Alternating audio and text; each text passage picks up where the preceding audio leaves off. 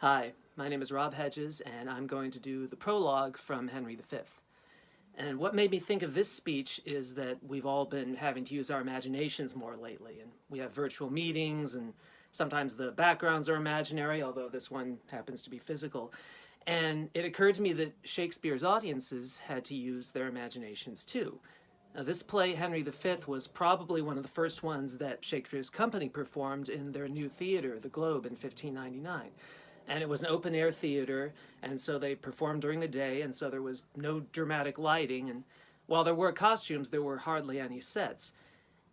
Now, in this speech, the speaker, the chorus, he points out all these limitations, and then he asks the audience to use their imaginations and to help the actors. And I like the speech as a reminder of the collaborative nature of this thing that we do, and believe me, we can't wait to collaborate with you all again.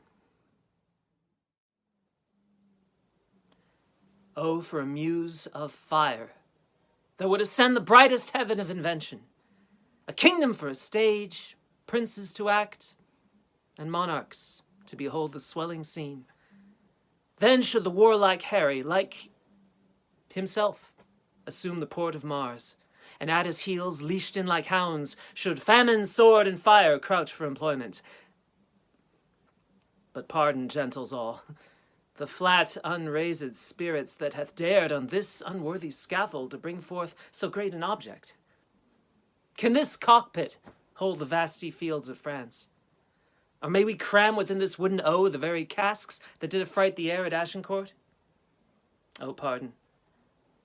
Since a crooked figure may attest in little place a million, and let us, ciphers to this great account, on your imaginary forces work.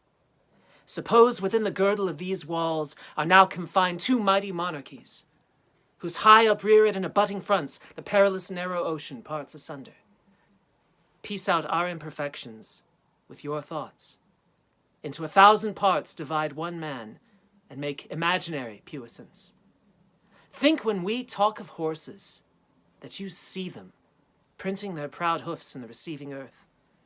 For 'tis your thoughts that now must deck our kings, carry them here and there, jumping o'er times, turning the accomplishment of many years into an hourglass. For the which supply, admit me, chorus to this history, who prologue-like your humble patience pray, gently to hear, kindly to judge our play.